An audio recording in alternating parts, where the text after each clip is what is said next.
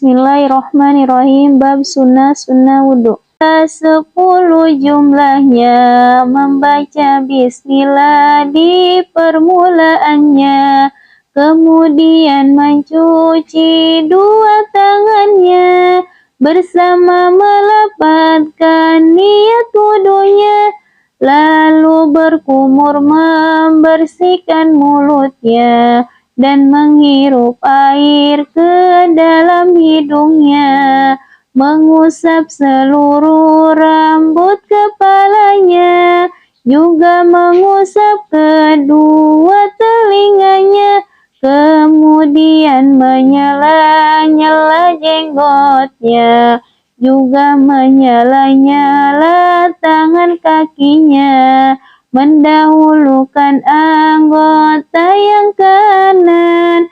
Jangan lupa 3 kali basuhannya. Bab macam-macam air. Air itu ada 2 bagiannya. Air sedikit, air banyak macamnya.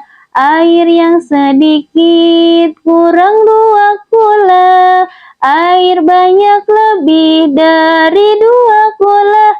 Air sedikit bisa menjadi najis ketika air itu terkena najis. Berubah atau tak berubah airnya menjadi air mutan, najis hukumnya.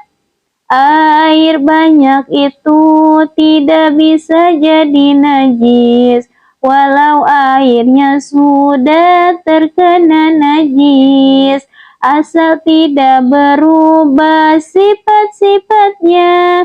Rasa, bau, warna masih tetap sama. Bab hal yang mewajibkan mandi.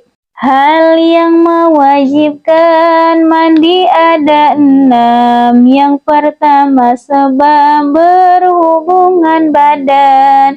Yang kedua, sebab keluarnya mani. Yang ketiga, sebab ada orang mati. Yang keempat, haid. Yang kelima, nifas, khusus untuk wanita yang sudah pantas. Yang keenam, sebab habis melahirkan, hanya wanita yang bisa merasakan. Bab fardu mandi. Fardu mandi ada 2 bilangannya. Yang pertama, niat di dalam hatinya. Kedua, meratakan seluruh badan dengan air yang suci dan mensucikan.